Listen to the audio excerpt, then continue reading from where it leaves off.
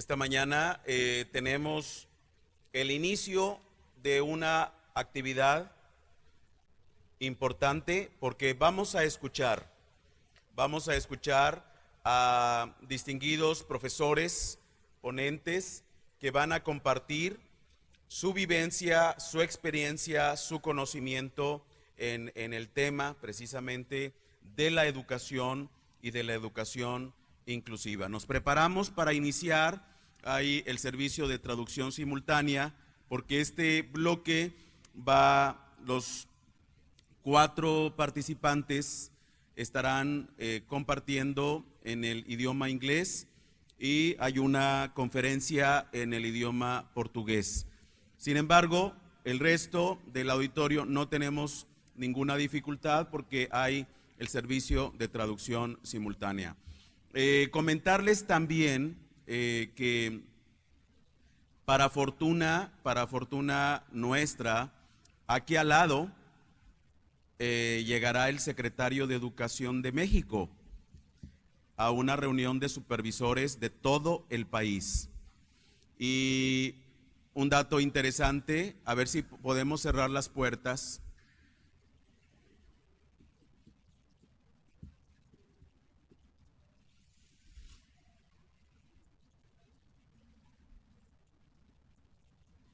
Es que la fila para el sistema de traducción está aquí inmediatamente, entonces ya yo sé que en los próximos minutos empezarán a acomodarse. Bueno, les comentaba que hay una gran cantidad de supervisores de este país en una reunión nacional y todo el mundo se está tomando fotos con el nombre del Congreso y quieren que abramos la expo porque quieren ir a ver las experiencias de inclusión. El presidente de México está resaltando como prioridad nacional la educación inclusiva. Entonces vamos a hacer algunos ajustes, seguramente el área de expo la vamos a prolongar un día más, viernes, a ver si no está ya rentado esa área y podamos continuar. Así que estamos haciendo ajustes en el deseo de compartir y que más personas se lleven alguna idea de lo que se trata la educación inclusiva y que identifiquen que esto es un horizonte de posibilidades. Así que bueno, pues vamos con este preámbulo, vamos a dar inicio y yo quiero darle la bienvenida a un gran profesor, investigador, que está con nosotros por primera vez en Monterrey, por primera vez en el Congreso Internacional, la educación inclusiva, un horizonte de posibilidades. Me refiero precisamente al doctor Mian Wang y yo quisiera solamente esbozar algunas líneas que nos den la idea del trabajo que ha realizado y la formación que tiene el doctor Mian Wang. Él estudió en el Colegio para Maestros en China, en la Normal University, la carrera de psicología. Ahí mismo, en esta misma universidad, estudió maestría en psicología educacional. En Grecia estudió el doctorado, desarrollo de psicología, y en Estados Unidos de Norteamérica estuvo trabajando, realizando investigaciones, y en Estados Unidos estudió educación especial.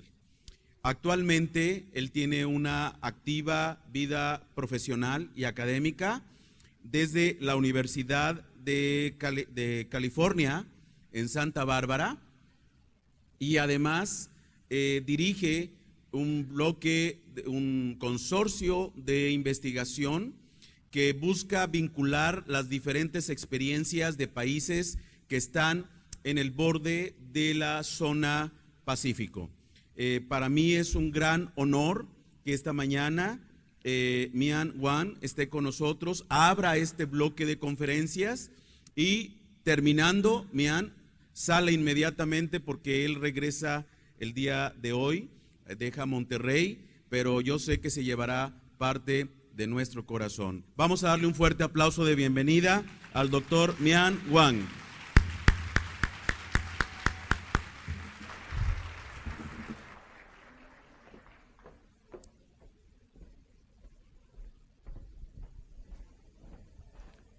Thank you very much. Yeah, probably. Yeah.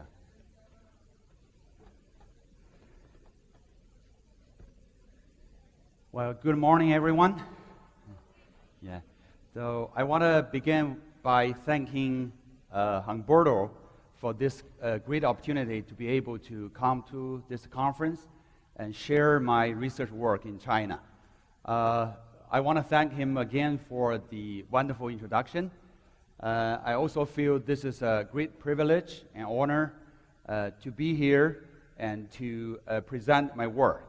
Well, when Humberto asked me to give a presentation about inclusive education in China, I kind of thought, how can I do it? You know, just talk about the work in China in less than an hour, kind of pretty much 15 minutes.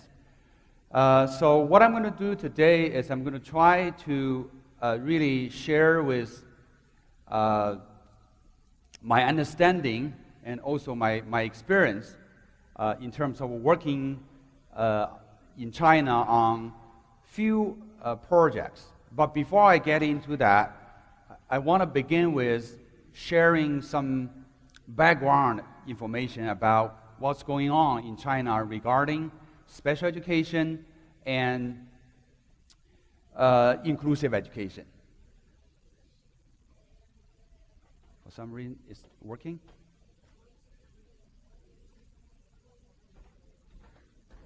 I have to point to, okay. Yeah, so I know I typically want to save some time for questions, but I'm sorry, probably I cannot do it today for two reasons. One is I probably got a lot to say. I hate just to do that. The other reason is I have to really head to the airport right after my talk. I don't want to miss my flight. So if you do have questions about my presentation, I have my email down there. So you're welcome to send me an email, ask any questions. I'd be happy to talk to you. But please try to do it in English. I know, otherwise I would not understand in Spanish. I hope, you know, if I'm coming in the future, I can learn some Spanish, I can say a few words or sentences to you. So anyway, I'm from the University of California, Santa Barbara. This is our campus. So I wish, you know, in the future you would have opportunity to visit us. And I talked to Humberto several times that I look forward to, you know, collaborations in the future. And my today's topic is really inclusive education in China and the unique challenges. And I think this is a kind of overview I want to give you so you know a few key issues I want to touch upon in my presentation today. I want to spend a few minutes on the first issue. That is, I want to give you a big picture about what's going on in China regarding special education. Then I will talk a little bit about the evolution of inclusive education in China, and then I will talk a little bit about the progress that has been made in China regarding promoting and implementing inclusive education.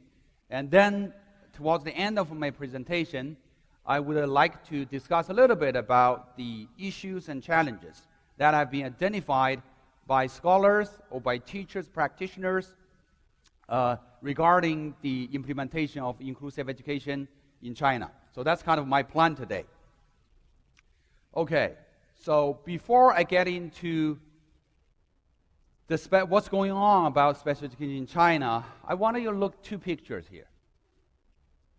So one is, you know, in a larger social political context, from some Western point of view, China is awakening Gen dragon, more economically, probably to some degree socio-politically. So that's the question, you know, I think probably everybody is kind of thinking, and also you realize from the media, you know, from media reports, China has been doing well for the last decade or even more. So in economic growth.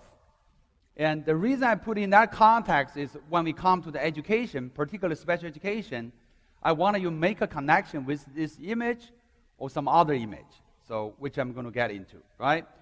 So the other image I have for you is, you all know panda is a lovely animal, from China, and it just got really welcomed everywhere in the world when, China sent a lone panda to different nations. So, but for my purpose of presentation, this is a kind of another idea about how China looks like from a more social-political point of view. Is because for dragon, some people are thinking, well, China is rising in a way that is threatening, to the world. So it's kind of a dragon, it's awakening, then probably it's going to do some damage or casting threat to the rest of the world. Then in a different way is probably Chinese government or Chinese people, rather say, would like probably people like China, like they like panda. And one example I want to share with you, or the anecdotal, is a year ago I went to New York City for a conference. And what I realized is, in the Times Square, for those you have visited, New York City, in the Times Square, Chinese government has spent $1 billion for putting on a huge, large screen for advertisement about what China looks like. Meaning the soft power or the positive image of China. So I want to begin with that, just for the purpose is, China in people's mind is growing so fast, probably economically, and in some ways, it indeed becomes probably a superpower. Now, I believe it produced the second GDP from last year, surpassing Japan, and they have this ambitious goal to even, pass United States or, beat United States in 2025. I don't know that it's going to be happening, but this is kind of the goal. But in the contrary, I'm going to get into education, particularly special education.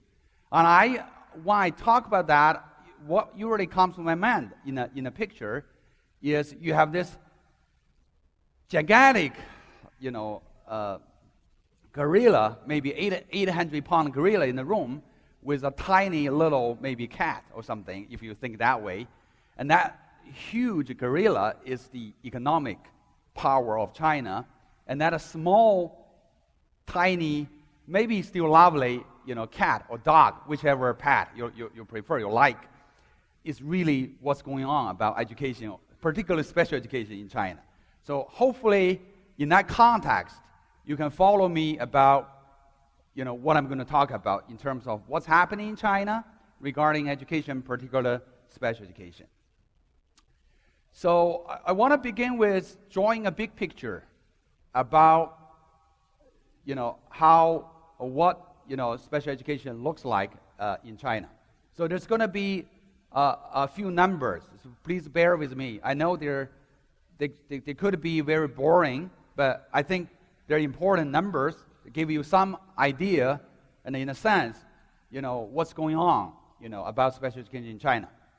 So according to our national sampling survey on disability done by the Chinese government in 2006, they reported China has a total population of people with disability at about 23 million.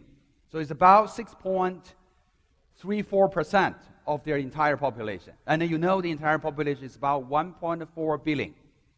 So it's the largest country in the world in terms of the population.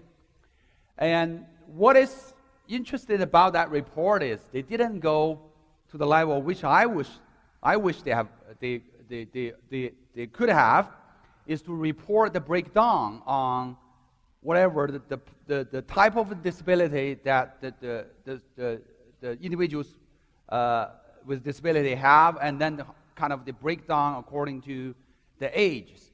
But by estimate, different estimate is probably for school-age children in that population, there are about 20 million. And I have to warn you is, myself included, when you read about what's going on in China regarding special education, there are not a lot number out there. I want you to take some critical view about why sometimes those numbers contradict each other. And I want you to apply the same principle to me. As I'm presenting my work here, I am telling you the number. They could not necessarily go in a very consistent way, but that's what I've done, sort of trying my best to find out through different sources and tell you the number which makes sense. So that's what I believe. Probably in that population, over 20 million school-age children have disability. And the couple of numbers I'm going to tell you, which I don't have it on the slides, is from Chinese government. They say there's only about 2.5 million or 3 million children with disability. So you can tell there's a big difference in the number. And then the reason for that is because what they have reported about the enrollment, the mission of students with disability in the school system is based upon that number rather than this number. So they reported about 60% of the enrollment rate of students with disability in Chinese school system, which I don't necessarily trust that number, but I know it is issues in China when people talk about statistics, because there's no system like we used to have in the States, in the United States, or other developed country like in Australia, in Canada. They don't really have a national system trying to track on data, but based upon whatever sporadic information sources, they make this kind of a report. So my point to you then is, I still believe there's a large portion of students with disability are not in school system. So that's period. I don't want to talk the specific number, but I think that's kind of the context I want to set for you as I'm going to get into the specific of it. So there's still a lot of children with disability, probably number one, excuse me, and not in the school system. Then the other reason for the discrepancy, for the gap between the number reported by government and then the number we scholars, researchers look into is, again, there are students with disability. They are not necessarily identified according to the disability category system in China, which I'm getting into a little bit into that. In other words, some people would call that's hidden disabilities. Those kids with disabilities are in school, but they're not identified, so there's no way the system could count them on in terms of, they are under, they're covered, in general education or in inclusive education or special education. That will be, in a very quick way or brief way, the two reasons I believe. So there's a real gap between what they report and what we think it has. And the second reason is really, indeed, in the student population in schools, there are students with disability are not identified and reported. So I just want to make that point clear.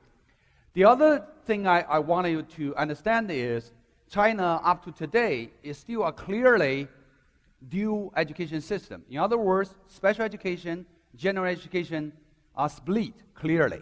So they're standing alone two systems. So on one hand, you have the regular school system, which I'm going to get into that, are doing the Chinese version of inclusive education. I'm going to spend, my next 20 minutes on that.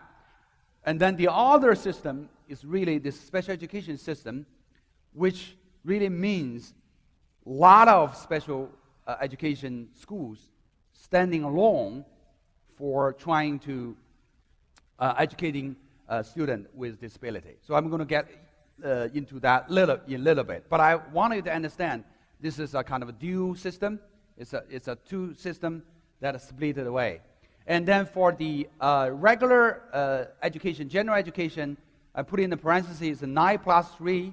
The reason for that is I will spend a few minutes just in the next few slides about the legal aspect or the legal foundation of special education in China. And in there, I'm going to talk about the one important law, and that is China's compulsory education law.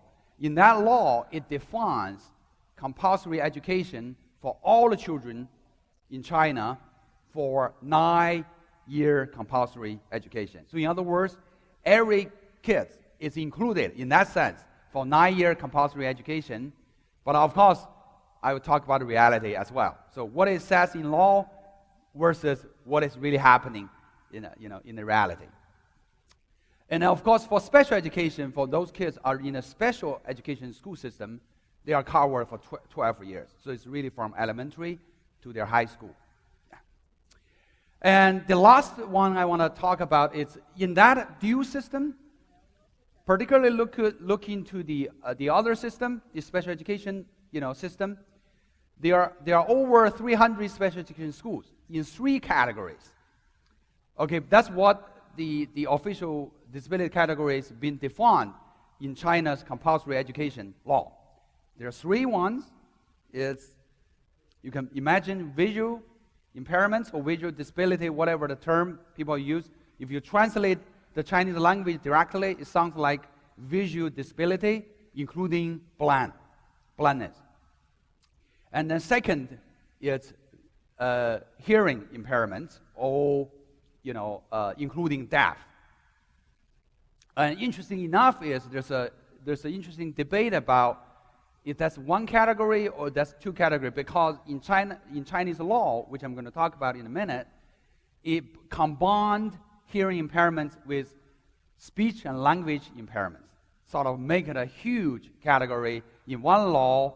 And then when I go to the next slide, we'll say in another law, which is another important law for disability, it's the law on protection for people with disability.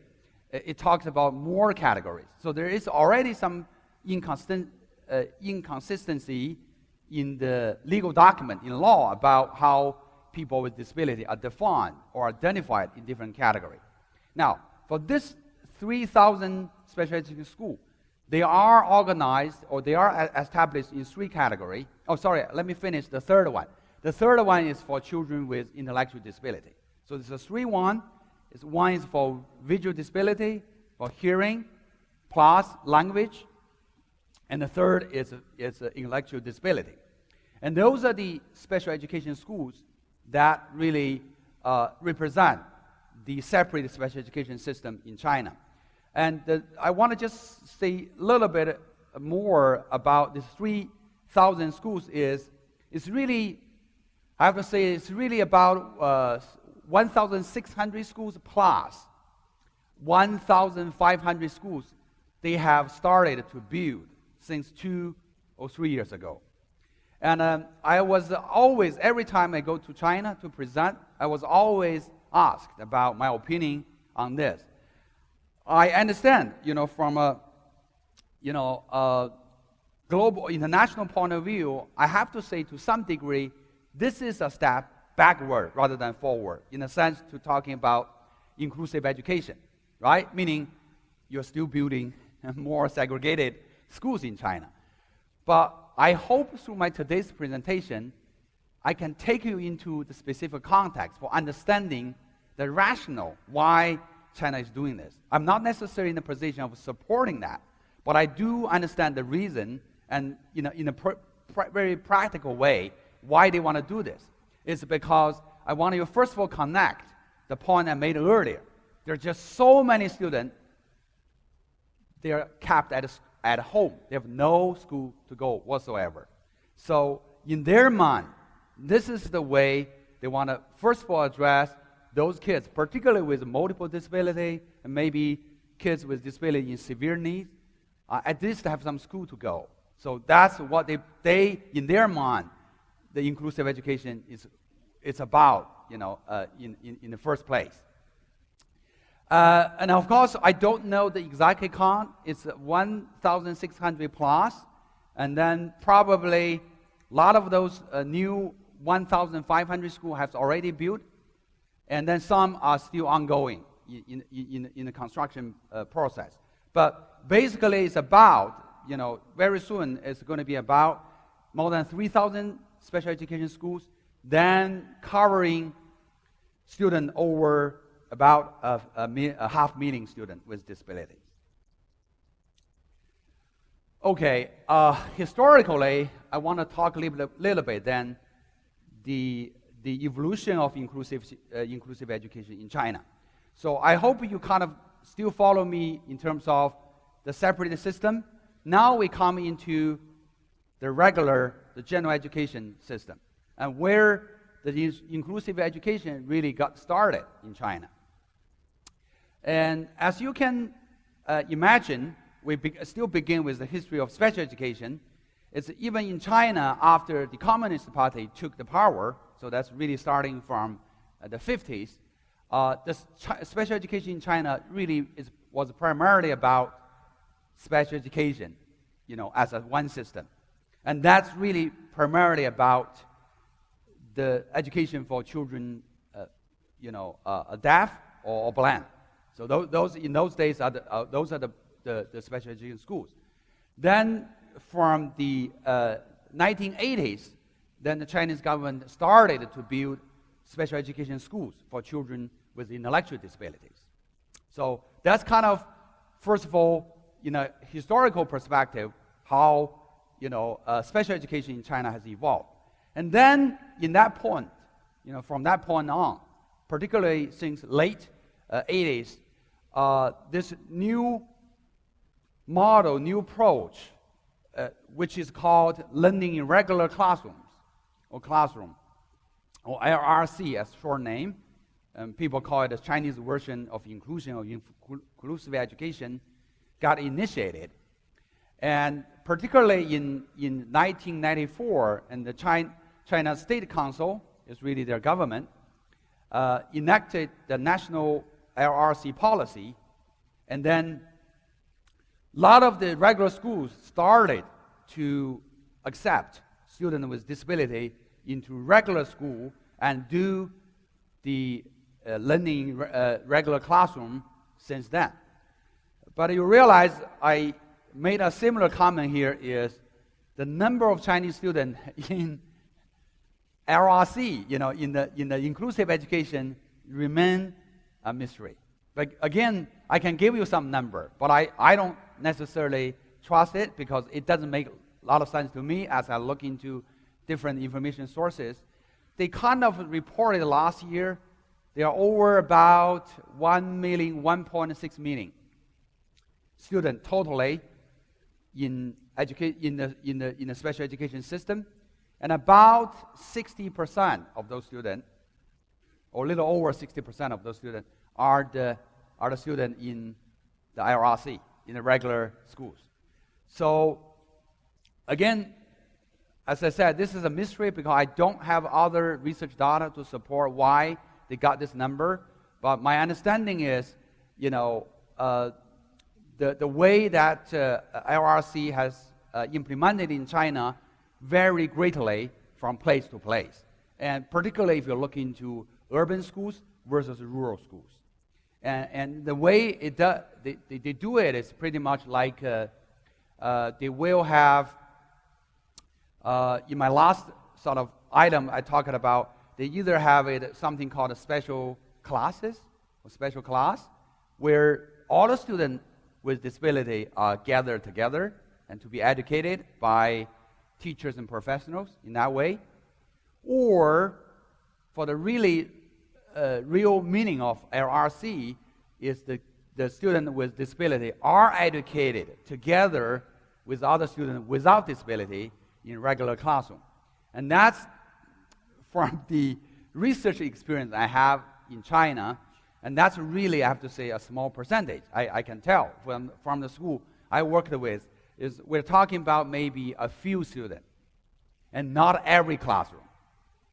Some classroom in a school with a few students in LRC. And of course, if I probably don't have a time to get into a lot of the analysis on the reasons, but again, later on I'm going to get into how inclusive education is implemented in Chinese school. You'll get a sense why. they can't take so many students. There's a lot of issues and challenges they're facing, so they cannot take as many students as they probably wish to. And also, there's this issue about effective practice about helping the student with disability in the LRC, environment. So you understand it's kind of two slightly different forms of inclusive education in China. One is about pretty much, in my next slides, I talk about a little bit on understanding American way and how in contrast. So that helps you to see how China is trying to copy different models from Europe, from United States, and from maybe the entire developed world.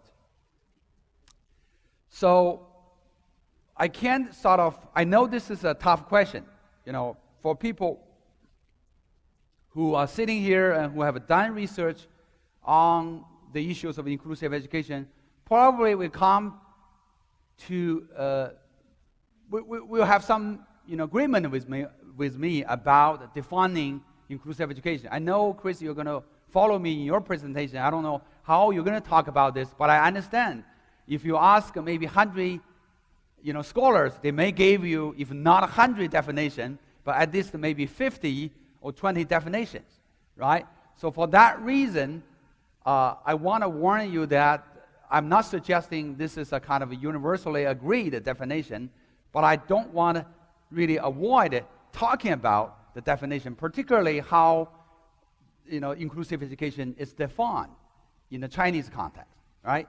But let me begin with a global perspective. It's really what is defined by UNESCO, in one of their very important documents, and that's the Salamanca Statement. So I'm going to read it very quickly to you. It talks about inclusive education means schools should accommodate all children regardless of their physical, intellectual, social, emotional, linguistic, or other conditions, and they should include the disabled and gifted children, street and working children, children from remote and nomadic populations, children from linguistic, ethnic, or cultural minorities, and children from other disadvantaged or marginalized area or groups. So the bottom line here is, regardless of disability, ethnicity, background, social-political status, so on and so forth, every child has a right for education. So in other words, maybe a buzzword or keywords for the definition of UNESCO is education for all. It's really education for all the children. And then I'm going to not go into a lot, but very quickly to talk about the U.S. perspective of IE, and the same challenge we have here. If you ask different scholars in the United States, they give you probably different definition. But I kind of adopt two here to somehow show some underlying understanding of how people would define inclusive education. And one I have here is from a scholar at the University of Florida, McClaskey. In his book, he called it in a broader way of inclusion or inclusive education as including students with disability as a valued member of the school community, and it's not a place or classroom setting, but a philosophy of education. And the theme, or the elements of that is these four terms: belonging, acceptance, participation, and support. And if you look into the definition in the American context, and more specifically, also inclusive education means generally viewed by people as, students with disability are served or educated primarily in the general education system. Only when necessary or justifiable, they may also receive their instruction, their education, or their services in other settings. So you can kind of really avoid this debate on if this is only place or this is a place plus services. Now, in many ways, I'm probably going to go very quickly, time-wise. I'm going time-wise. What? I have 10 minutes left. Oh. So I'm going to really skip these slides because I don't want to talk a lot about what is defined in the American context. But again, as I said, you're happy to. I'm going to leave this to Humberto. If you want a copy of my presentation, you can read it yourself. My idea is historically, this is what have evolved in the United States about different way of characterizing inclusion, and China in some way really kind of copying the footsteps of what has been done in the United States or other developed country. So defining inclusive education in China really, again, involves a hot debate on the definition. And here, I gave you two Chinese words. I don't know if you want to really learn or I'm just trying to show you how even this term, inclusive education, are translated, because I mentioned it's an imported concept. It's not something we really developed in the Chinese context. It's we kind of borrowed from outside. And as we do that, even there's a debate between Chinese scholars about how you translate it. So for whoever knows Chinese, you kind of know, really the 融合教育, the first term means inclusive education, in my judgment, right? To my knowledge. And then the second one really means full inclusion.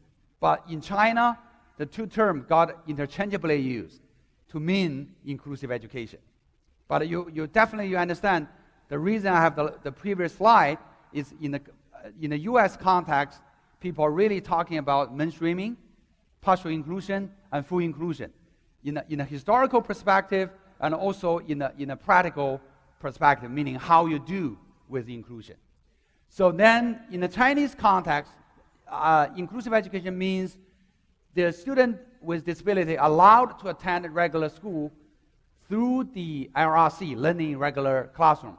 So to have this access to basic education. So in other words, really to kind of talking about the education right more from the point of having access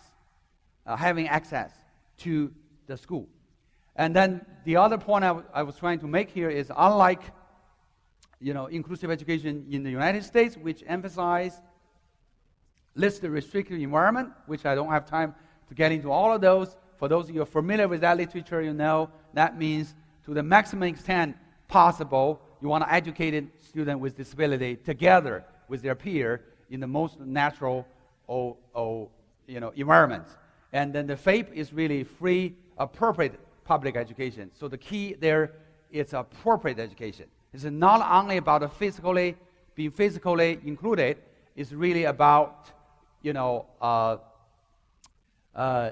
equal opportunity, positive participation, and appropriate support and appropriate outcome. But in China, the inclusive education really emphasizes on students with disability have opportunity to go to school. Really, again, the access issue rather than the benefit way of delivering education and desirable outcome. I have been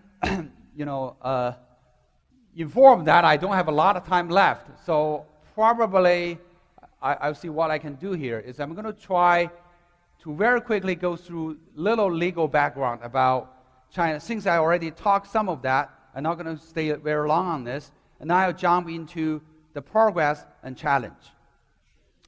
So these are the three legal the laws.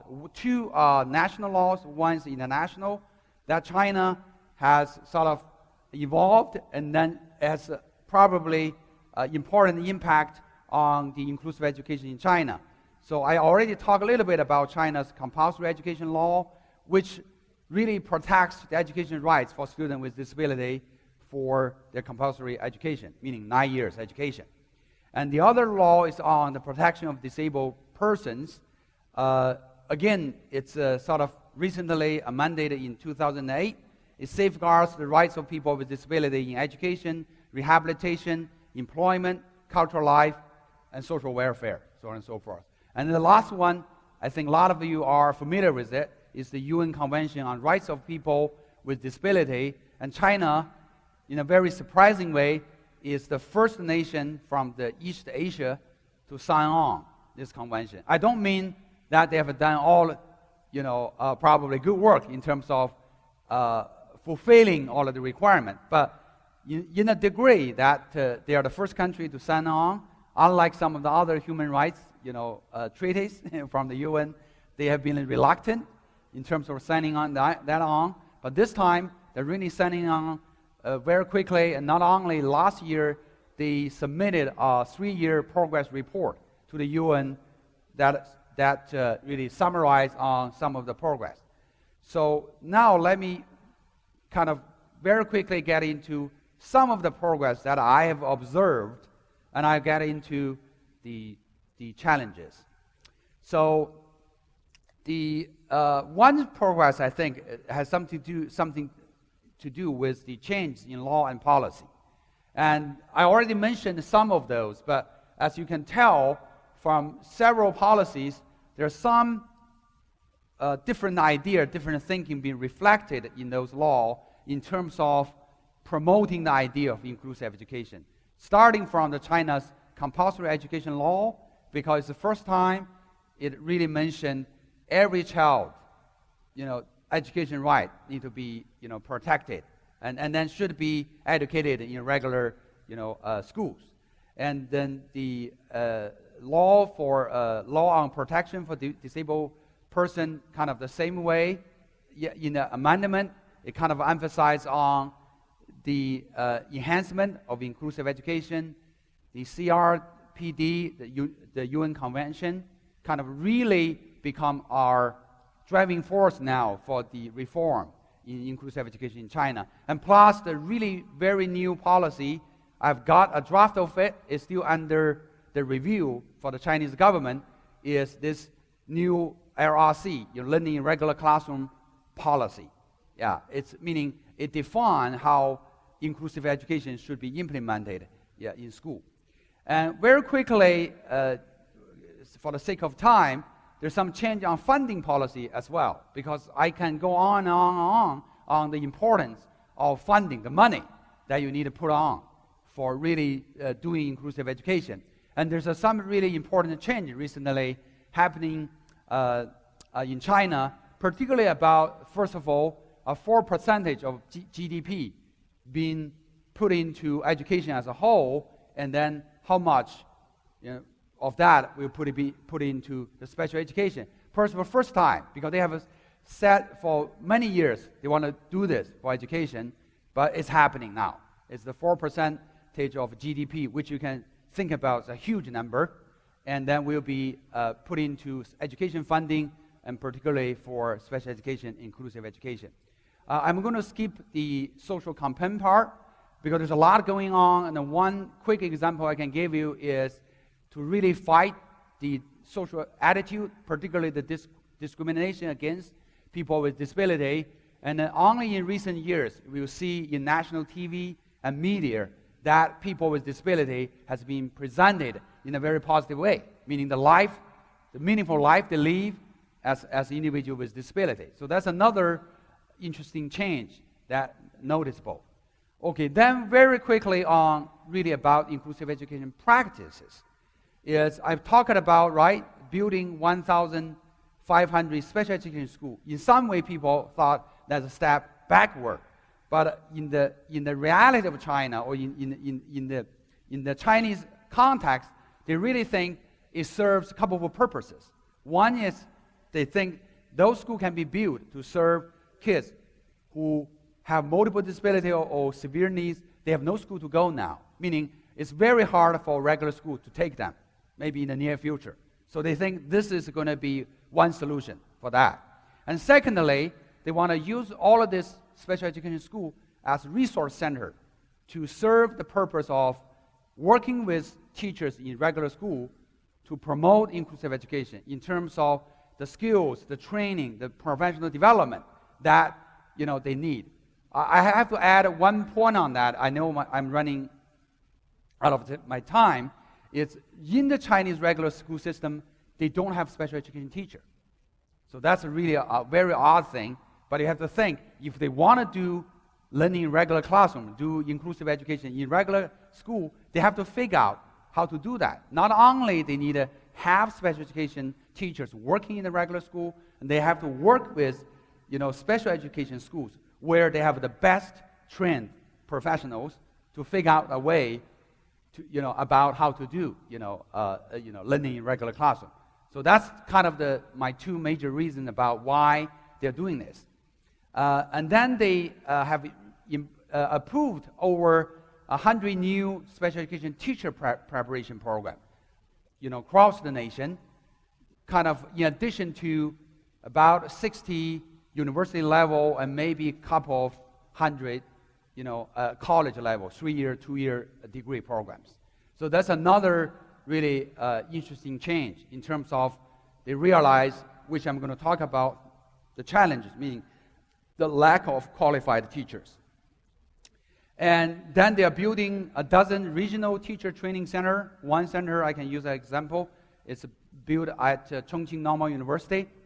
That they just gave them 100 million Chinese yuan to build this center, and so they can cover really sort of the training needs for the entire Southwest region. So as an example. And the other things is on their agenda, it has not developed, but it's in the process, it's developing a national teacher preparation professional standards and curriculum.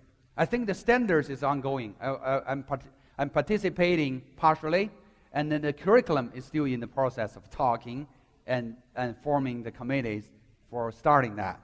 And the last one is there are a lot of pilot projects going on in different places, trying to doing experiment about different model of implementing, inclusive education. Okay, my next few minutes, I'm going to really talk about some of the challenges for inclusive education in China. I guess I'm not going to really go over in great detail on all of this. I hope Chris is going to cover some of those because they're the common ones for developing country. But I do want to very quickly touch upon some of these major ones. And I'm going to skip on policy because I'm going to very briefly talk about the policy is, yes, there's some change in law and policy, but they're still very vague in terms of language and in terms of the way it becomes enforceable for the implementation. So that's really one issue. So I put it in a brief way, not operational from school point of view. Is they say, give an example. School shall take every student who has an ability to learn in regular school.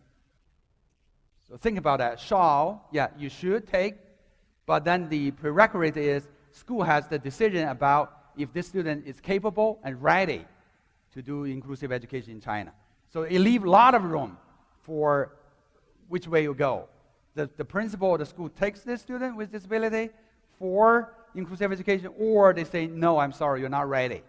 So I'm just giving you an example about why there's some very good laws, sounds beautiful rhetorics, but there's still a lot of work need to be done in terms of putting into practice.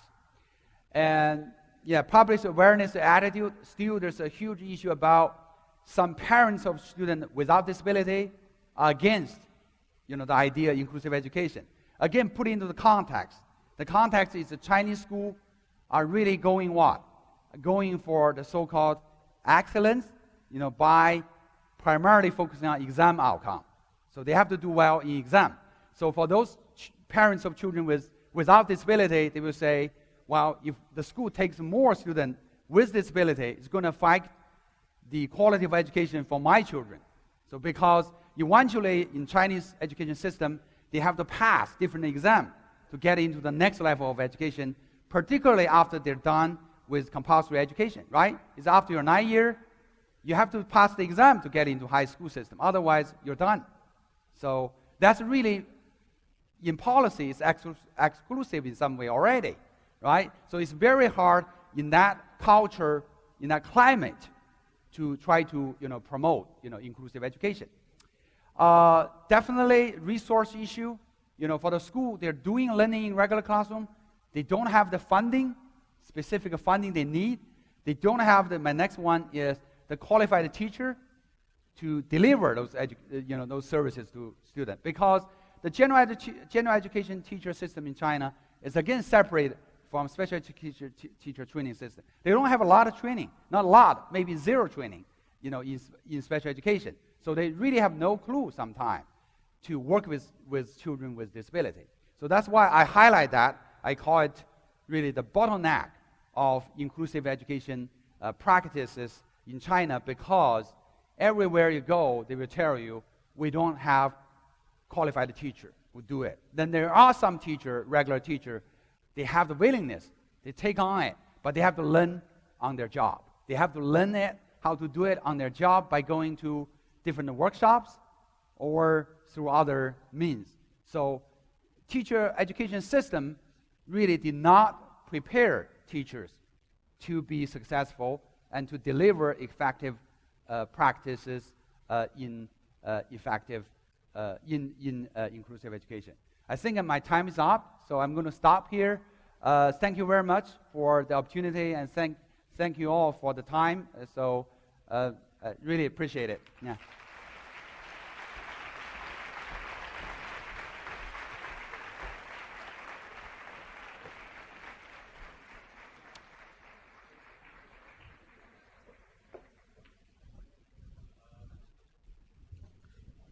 Sí, correcto. Qué interesante, qué datos tan relevantes nos ha ofrecido el doctor Mian. Algunas personas comentan que en nuestro Congreso hay rostros familiares. Correcto. Los rostros familiares son de los académicos que están haciendo investigación, de los académicos que están publicando, de los académicos que están desarrollando cosas importantes para nosotros, Mian. Yo quiero decirte que deseamos que tú seas parte del equipo de académicos del Congreso Internacional, la Educación Inclusiva, un horizonte de posibilidades.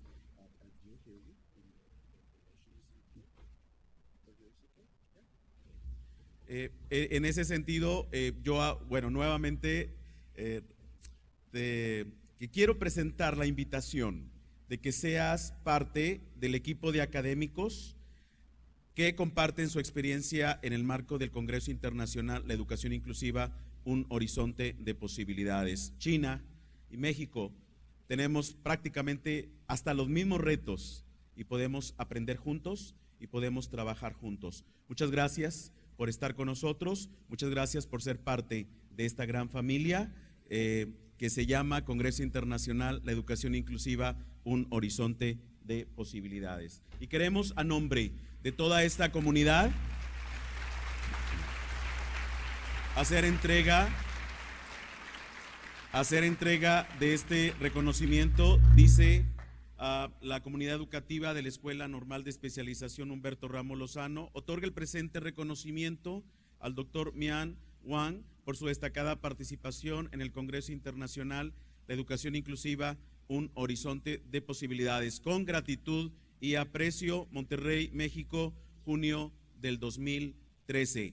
Él está a punto de subir a su avión, así que vamos a darle este reconocimiento con un fuerte abrazo.